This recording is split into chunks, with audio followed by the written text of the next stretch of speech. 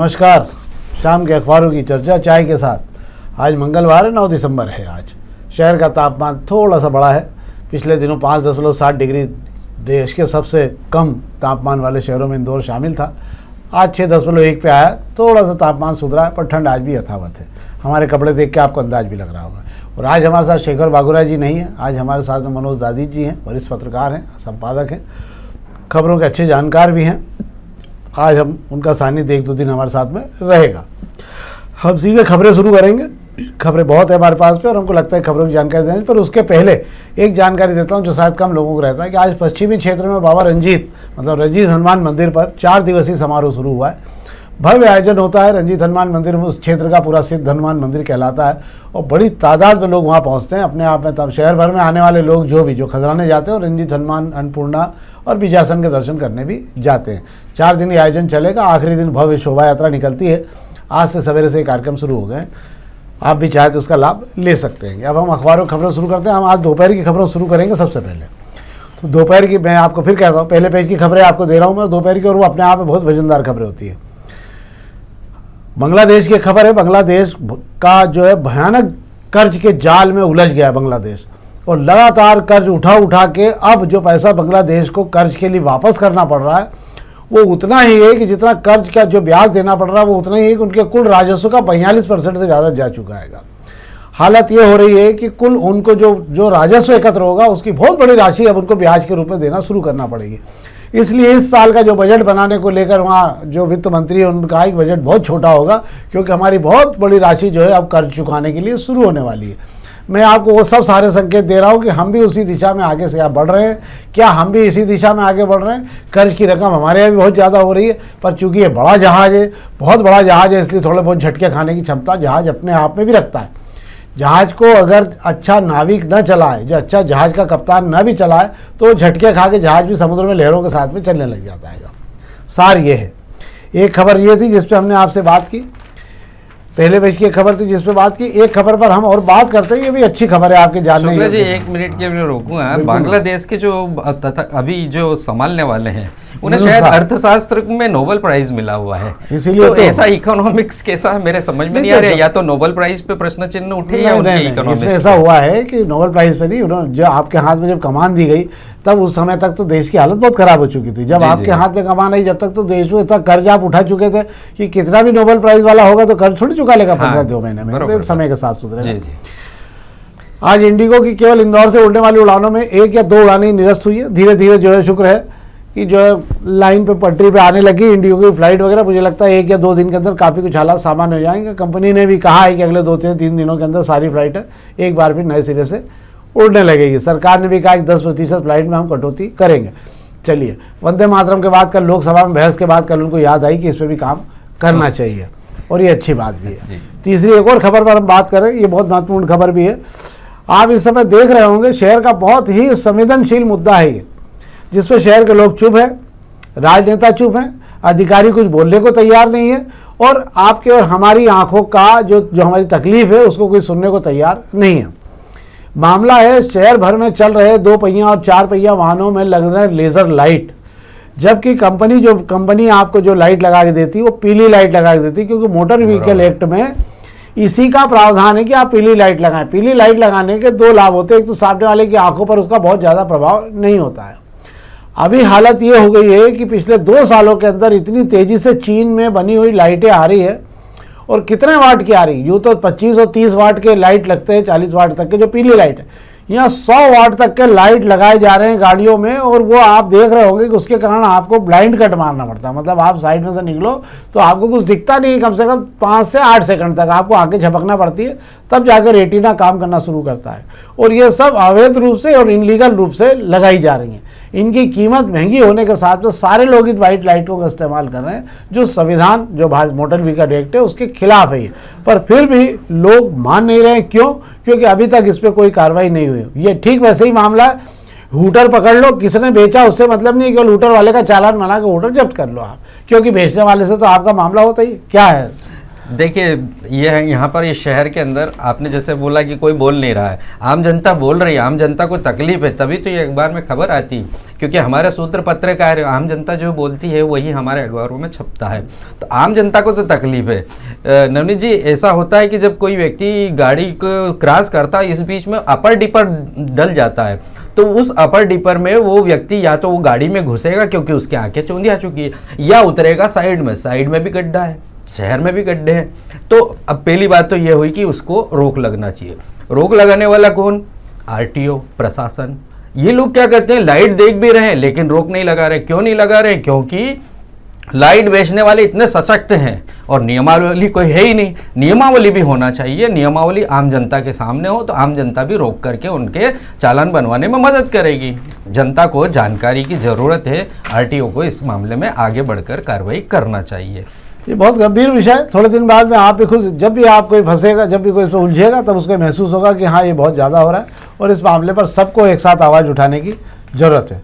अब हम बात कर लेते हैं SIR की। पिछले लंबे समय से, परसों, आज कल आखिरी दिन होगा SIR का, और परसों से नए नाम जोड़ने की प्रक्रिया इंदौर में शुरू हो जाएगी।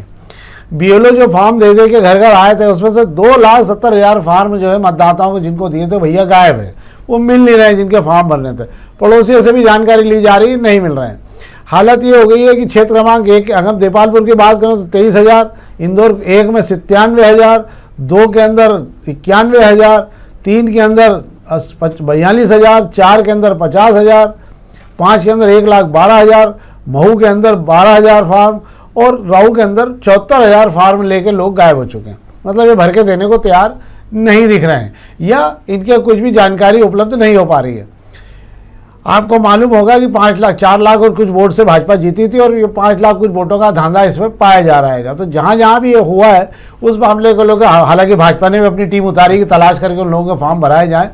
कल क्षेत्र क्रमांक 2 के 3 से 3,500 फॉर्म लेके नेताजी और तमाम लोग जो उस क्षेत्र के लोग वहाँ पहुँचे थे, कलेक्टर ने उनको लेने से इनकार पर मना कर दिया था कि इसकी पूरी प्रक्रिया हो चुकी है, अब ये शायद नहीं लिए जाएंगे। जो फार्म BLO को देना आप BLO को दीजिए, हम इकट्ठे फार्म किसी से नहीं ले रहे हैं। क्या मनोज जी? मेरा ये कहना है कि हमने अभी 4 दिन पहले ही वाहवाही लूटी थी कि 100% काम हो गया, तो ये कैसा आंकड़ा है नवनीत जी बताइए? कभी 100% काम हो गया और कभी ये 5-5 लाख 2-2 लाख मतदाता गायब है। ऐसे में प्रश्न चिन्ह उठ रहा है कि ये चल क्या रहा है, आम जनता भी नहीं समझ पा रही है। और मेरे मोहल्ले में पड़ोस में BLO बैठते हैं, आज वो BLO नहीं है 2 दिन से, और लोग ढूंढ रहे हैं या तो वो फॉर्म देने आए हैं या नए फॉर्म लेने आए हैं। तो मुझे लगता है कि ये प्रक्रिया और आगे बढ़ेगी और अभी भी स्थिति क्लियर नहीं है कि कितने मतदाता के नाम आ चुके हैं। हालांकि बोला जा रहा है कि 23 लाख आ गए, 28 लाख से फिर भी 5 लाख का तो डिफरेंस है। जैसा कि आपने बताया कि आमतौर पर इंदौर के अंदर BJP कांग्रेस का जो डिफरेंस है वो उतना ही है, तो ये कहीं ना कहीं आने वाले समय में तकलीफ न दे दे किसी भी पक्ष को। ये हो सकता है, इसके अंदर अभी तो जांच होगी। हालांकि अगर इतने नामा, अगर इसमें से आधे भी जमा हुए तो आप मान सकते हैं कि अगर 47,000 मतदाता कम हो गए तो ये मतदाताओं के कम होने का आपको जो है असर चुनाव में निश्चित रूप से दिखाई देगा। हम प्रभात खंड खबरों की बात कर लेते हैं। प्रभात खंड खबरों में एक बड़ी गंभीर खबर है समस्या को लेकर शहर की, कि शहर में हालत कैसी हो रही है। आप चाहे मुख्यमंत्री के उस पर पोस्ट पे डाल दें, चाहे आप मुख्यमंत्री की ऐसे हेल्पलाइन पे डालें, नगर निगम में शिकायत करें, शिकायतों की क्या दुर्दशा होती है ये आपको बता रही है खबर। ये बता रही है 10 कॉलोनियों के लोग 10 दिन से एक ही चिंता में जी रहे हैं, नल कब चलेंगे, कड़ाके की ठंड हो रही है, बूंद बूंद पानी के लिए तरस रहेंगे और ये दर्द प्राइवेट टैंकर आता है और पानी डाल के जाता है। बाईपास पे पुल बना रही कंपनी जो है उसके कारण ये पूरी कॉलोनियों में पानी जाना बंद हो गया है। और इस मामले में जो है कमिश्नर ने भी आदेश दे दिए, पर वो आदेश हवा हो चुके हैं। ये क्या है? कमिश्नर के आदेश हवा होना है, ये सबसे बड़ा प्रश्न है। कमिश्नर ने वहां से फोन लगाया, उसके बावजूद सामने वाले व्यक्ति ने, जिसने बोला कि आज ही करता हूं, वो 5 दिन हो गए साहब उस बात को। अब वो पानी के लिए परेशान हो रहे हैं वहां के लोग। ये समस्या पूरे शहर की है साहब। ब्लूप्रिंट नहीं है इनके पास कि नीचे सड़क से कौन सी लाइन किधर गुजर रही है। चाहे जहां सड़क खुदती है और वहां पर नर्मदा प्रकट हो जाती है, ड्रेनेज प्रकट हो जाती है। क्यों? इनको खोदने वालों को नहीं मालूम, पूरी टीम को कुछ भी नहीं मालूम मालूम है कि ज़मीन के नीचे क्या है। एक्चुअली में नगर निगम बड़े आनंद से रजाई ओढ़ के सोया हुआ है। कितने ही कमिश्नर आ जाए, कितने ही महापौर आ जाए, कर्मचारी वर्ग को काम करने में कोई मतलब काम करने की जरूरत ही नहीं, इच्छा ही नहीं रखते। इसके कई उदाहरण हो सकते हैं। इस शहर के 4 पुल जो हैं वो केवल इसलिए रुके हुए हैं कि नीचे से लाइन गई हुई है। किसी में सीवर लाइन गई है, किसी में गैस पाइप लाइन गई है, किसी में नर्मदा की लाइन गई हुई है, और वापस सारे नक्शे वहीं रोककर काम रोककर वापस नए सिरे से उसको किया जा रहा है। तो ये बताता है कि किसी भी योजना का इम्प्लीमेंट होने से पहले जो एक चेकआउट प्रोग्राम होता है इंजीनियर का, वो कहीं किसी के पास नहीं कि भैया यहाँ खुदाई में कुछ निकलेगा तो नहीं। कहीं पर भी अगर आप खड्डा करते हो और गैस लाइन पाइपलाइन फटने लगती है तो भाग दौड़ मस्ती है कि होना ये चाहिए कि सारे डिपार्टमेंट को बुला के पहले पूछना चाहिए यहाँ काम हो रहा है, कुछ हुआ तो आपकी जवाबदारी होगी। तभी लोगों में जवाबदेही तय नहीं है, शहर में जवाबदेही तय होगी तो बहुत कुछ होगा। समन्वय समिति भी नहीं है इनके पास। अब हम आखिरी में जो है पत्रिका खबर की बात करें। पत्रिका खबर बाकी सब सामान्य खबरें जो दूसरे अखबारों में वही लगभग आज खबरें को बहुत ज़्यादा चेंज नहीं है। पर एक 10 दिसंबर को एक बड़ा आयोजन हो रहा है इंदौर में। देश भर के न्यूरो सर्जन इंदौर पहुंच रहे हैं। बहुत बड़ा आयोजन है और निश्चित रूप से इस शहर के लिए बहुत कुछ मिलेगा भी, क्योंकि यहाँ 7 से 8 हज़ार मरीज जो हैं सर्जरी में शामिल होते हैं जिनके इलाज होते हैं। इसमें 30 साल या इससे अधिक के लोग भी लंबे समय से ज़्यादा समय से, खासकर आजकल एक नई समस्या पैदा हो रही है L4 L5, मतलब स्पाइनल कार्ड में जरा भी गैप आ जाने के कारण आपको ये तो पट्टा बांध के घूमना पड़ता है, इसका कोई इलाज नहीं होता। या तो सर्जरी कराओ, सर्जरी से लोग डरते हैं क्योंकि उसके सही रिजल्ट मिलने की गारंटी नहीं है। दूसरी तरफ तकलीफ ये है कि आपको तकलीफ उठाते रहो या आप गोलियां खाते रहो, जो भी है। या फिर तीसरा इलाज ये है कि जो योगा करो, आप शरीर को नियमित रूप से कसना शुरू करोगे आप, तभी जाके थोड़ी बहुत राहत मिलेगी। पर इन सब के बाद भी कहीं ना कहीं आपको डॉक्टरों की जरूरत पड़ रही है। तो पहली बार इंदौर में इतना विशाल आयोजन हो रहा है ये, और ये आयोजन में देश और विदेश के न्यूरो सर्जन आ रहे हैं। ये 40% से ज़्यादा लोग जो हैं यहाँ दर्शकों से, उनका कुछ होना भी है, कुछ जो अपने थीसिस पढ़ेंगे, कुछ पेपर पढ़ेंगे जिन्होंने बड़े काम किए, वो सारी जानकारी इसमें होगी। और विशेषज्ञों में जनरल VP मलिक भी आ रहे हैं और इसके अलावा बहुत सारे डॉक्टर आ रहे हैं जो देश भर के बड़े फेमस चिकित्सक हैं। क्या बिल्कुल, देखिए साहब, ये क्या है, इंदौर शहर एक हब बन गया है मेडिकल के लिए। और बात करें हम न्यूरो की तो कुछ ही नाम हमारे डॉक्टरों के आते हैं। पहले तो न्यूरो के ऊपर ध्यान काम ही नहीं किया जाता था, लेकिन अब न्यूरो सर्जरी और न्यूरो पर काम किया जाने लगा है। और ये बड़ी अच्छी बात है इंदौर के लिए कि डॉक्टर अपूर्व पुराणिक जो है इसके सदस्य इस कार्य को आगे बढ़ा रहे हैं कि कम से कम इंदौर शहर में जो आसपास के ग्रामीण क्षेत्र से और अन्य क्षेत्र से अपनी न्यू सर्जरी के लिए आते हैं या अपने इलाज के लिए आते हैं, उनको इसका फ़ायदा मिलेगा। जैसा कि आपने बोला L4 L5, ये बैठने की हमारी तकलीफ, हमारे गाड़ियों की तकलीफ, गड्ढे की तकलीफ के कारण हमारी ये पीछे की रीढ़ की हड्डी में होता है। कई बार सर में चोट लगने के कारण भी न्यूरो प्रॉब्लम्स हो जाती है।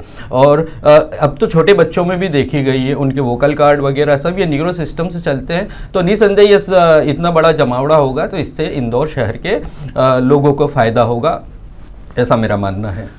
तो ये तो थी हमारी खबरें, अखबारी खबरें जो हमने आपको जान दी। शहर में बाकी सब सामान्य, कोई ऐसी चर्चा का विषय नहीं है, नहीं तो हम आपसे चर्चा करते। हमारा आपसे आग्रह है इस कार्यक्रम को अपने मित्रों तक पहुंचाएं और अधिक से अधिक लाइक करें ताकि इस कार्यक्रम को और बेहतर बनाने में हम प्रयास कर सकें। बहुत बहुत धन्यवाद।